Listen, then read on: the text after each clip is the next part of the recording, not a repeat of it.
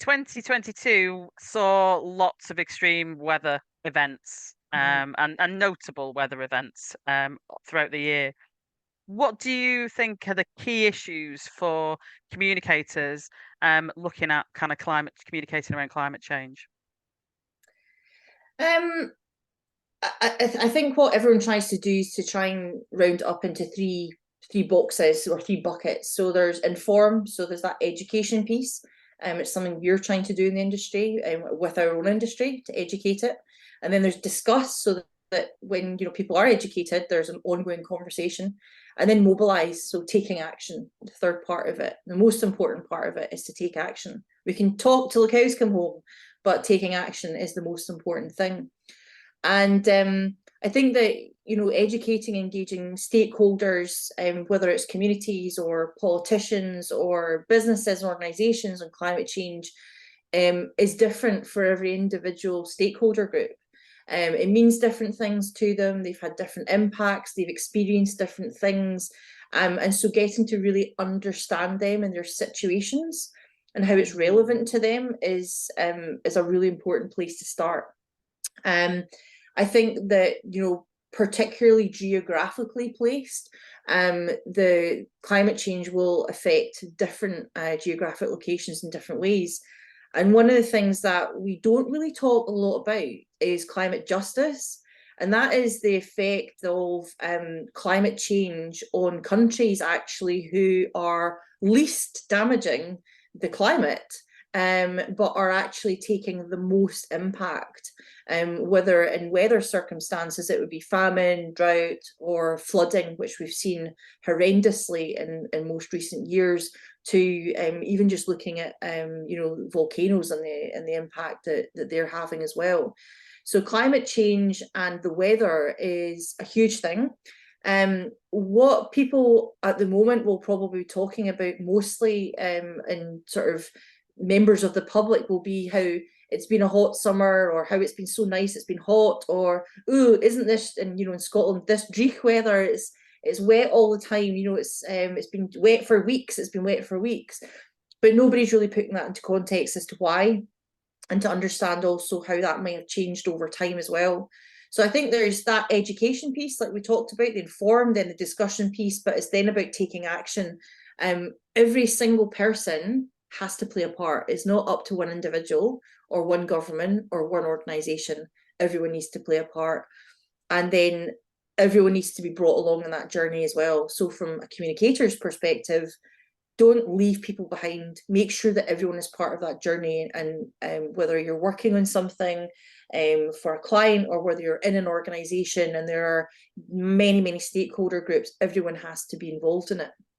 There was an interesting piece from Leeds, which has shown that UK residents perceive wet weather to become more common and hot weather to become less common. Well, we all know that. And when they examined the changes in beliefs over 2013, 2014, it was the most recent facts or data I could find, they found that the evidence for experiential reasoning, such as perceiving increases in wet weather over time to stronger climate change belief, but also that the evidence for motivated reasoning, such as like UK residents with stronger climate change beliefs, are more likely to perceive increases in both hot weather and wet weather. So what people's beliefs are around climate change and what they're thinking is will affect how they're thinking about daily weather, I suppose, to put that into summary. But climate change communications that target UK audiences, I suppose that's kind of most relevant for me, but I know there will be a wider audience listening just now, which this could apply to also. It shouldn't focus exclusively on temperature changes. It should also consider other impacts that are relevant, for example, whether it's rainfall, flooding, etc. as well. So coming back to that geographic location, it will be very different for, wind, for example, in the north of Scotland is absolutely off the charts. We know that, but also so is rain, and they get very extreme weather. But when we're encouraging people to take steps to protect against weather, and the risks that evoke the positive feelings, stressing their unpleasant aspects may increase the likelihood of behaviour change. And behaviour change is something I'll kind of come on to chat to shortly. But I think that kind of puts things in perspective, doesn't it, about how people think about weather and climate change, and it's really to do with their own experience. So inform, discuss, and mobilise, take action are the three areas I would say that are the most important for us to be talking about today.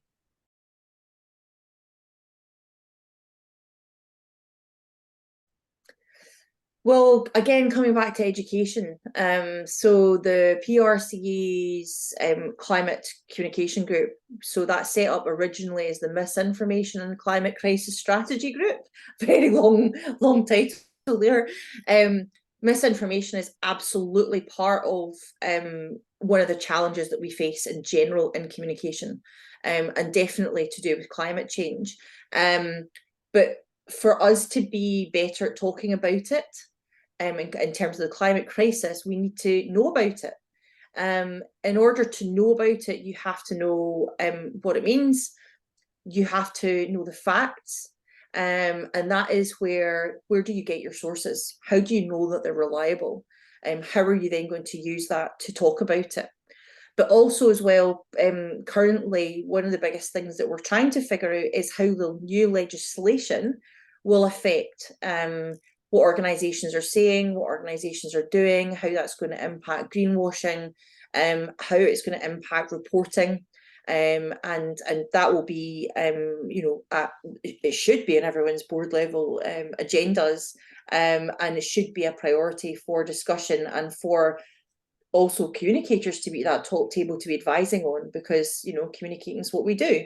But we need to educate ourselves before we can start to talk about anything, because you can't talk about anything with any sort of level of knowledge and deep knowledge unless we start to educate ourselves about it. And that's a thing that I suppose we find as a challenge sometimes, in that we sometimes jump on the bandwagon. I say we, our industry, it's a trend, let's talk about it. Organizations see things happening, well, they're doing it, so we'll do it.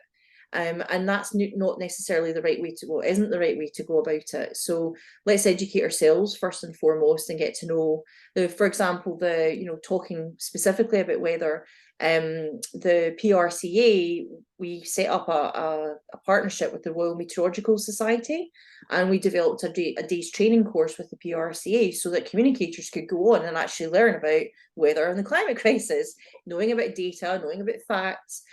So that's a really great place to start. But also as well with our job is very much about connecting with our stakeholders and our audiences, and understanding, like I said at the start, understanding those communities, and understanding values and understanding relevancy. How does climate change affect people and communities and businesses and organizations? The more we can understand that, the more we can understand how we're going to talk to them about it, how we can engage them in a two-way conversation, and how we can build that trust around it as well. Looking at behavioural science, obviously, our industry's talked a lot about that in recent time. But if we're going to affect change, we're going to have to understand people's behaviours and how to get those changes. And interestingly, I was having a look at, and I'm not claiming this is my own work at all, but why reinvent the wheelie? But when we need businesses and community organisations to engage, and when we want to involve them, when we want to engage, we need to understand what's going to motivate them to engage in that. And so, like, that sort of exclusivity, desirability, and then the sort of prompting action and loyalties, that mobilising part of it. And we can use behavioural science to nudge them along to make decisions, and then to also kind of document that and their journey, to understand the highs and the lows of it and where things took a turn perhaps as well. But one example really stuck out, and it was by the Washington Post, and it demonstrates the effects of theory in action. So 4 signs were shown to different groups of people to try and persuade them to save energy. Number 1, inform the customer that they could save £40 a month on their utility bill. Number 2 stated that the customers could prevent the release of £260 of greenhouse gases every month. And number 3 argued that it was socially responsible for customers to save energy. And number 4 told customers that 77% of their neighbours were already actively saving energy using fans. So which was the most effective? The most effective sign was unanimous, and it was number 4, and it swept the others away apparently, including, surprisingly, the financial incentive option. But that's because of FOMO. They heard that 77% of their neighbours were already actively saving money, and they were like, well, why am I missing it? Why am I not saving money on that if people are already doing it? So it just shows you the motivation behind of people wanting to actually do things. So saving money, fear of missing out, and it's coming back to that sort of exclusivity, desirability thing again, to be part of something and to not miss out. And so behavioural science can play a huge part in how we go about communicating.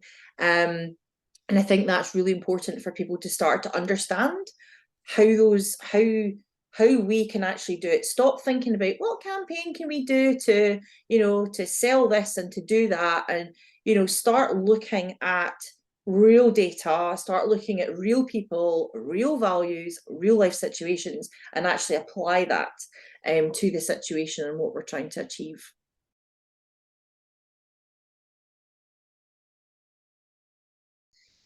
Okay, so summarizing, definitely to keep everything relevant. Make everything you're saying relevant, because if it's not relevant, people won't know how it'll apply to them. So why should they bother? What's in it for me is always the question, isn't it? Why should I do that? Be confident in your communication as well. Be confident you've done your research. Be confident in what you're saying. People will understand the confidence. People will buy into that confidence as well. They won't buy into something that's, kind of tepid and there's no certainty around it. Talk about real issues. So again, coming back to really understanding your stakeholders and what's relevant to them, talk about the real issues that they're facing. And don't do broad brushstrokes. Make sure that it's tailored for geographic location, or for businesses, for social enterprises, for small communities, for big communities, or for the issues that they're actually facing in their communities. One of the examples I always give is, if you're going into a community and you're saying, oh, we understand you, we know everything about you, and we're relevant here. Well, did you know that they had flooding last year, and that their flood walls all fell into the sea and took away, I don't know, 10% of their housing and killed people? Did you know that? And did you know that that actually is what they need your help with going forward? They need resilience. They need you to help rebuild that wall, rebuild communities, rebuild houses. That's where your time and money is best spent, not by promoting yourself and waxing lyrical about how amazing you are. Get to know people and get back into being a human being, essentially. And then that sort of storytelling narrative. I hate the word storytelling because it insinuates lying, it insinuates making something up, but actually taking someone on that journey from A to B is the thought process of the behavioural science. It's what do you want as the result? How can you get there? And really that strategic thinking in between. And finally, making things visual. There are a whole load of resources out there that that we're building into the CIPR and the PRCA work. That again, it's not reinventing the wheel. We're going to signpost you to really good places. And for the likes of visualization, the Climate Visuals Project, and also the guidance from the Tyndall Centre are really useful tools. Why reinvent the wheel? Go and start looking at those tools, go and start learning, and put that onus on you, because this is you playing your part. We're not saying you have to go out and start, yes, you have to cut your carbon footprint, but you're not necessarily an organization, and you're definitely not an island, but you need to play your part in this as well. And for communicators, it's about that informing, that discussion, and that mobilizing. And if we can do all those things and take those top tips about being real and about making it relevant, they can apply to so many things.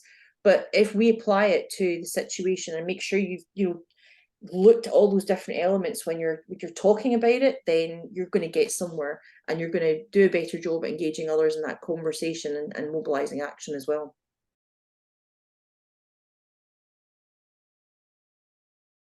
we have a really privileged position in many organizations, particularly senior practitioners, where we're having that strategic overview, that 360-degree view of all the different components of an organization. We can quickly identify things that no other part of an organization can. And we know that our responsibility to the CEO or to the managing director or to the chair or whoever it is, and the board, is to be advising them to do the right thing and to make those right decisions to, you know, for society, for stakeholders, for reputation at the end of the day as well. And, you know, we need to be resilient in these areas for the fact that we need to be resilient, not because it's a nice thing to do anymore. This is happening whether we like it or not, whether we can feel the hot sun, whether we can see the rain and or landslides happening, whatever happens, this is happening whether we like it or not. So we have to be there along that journey.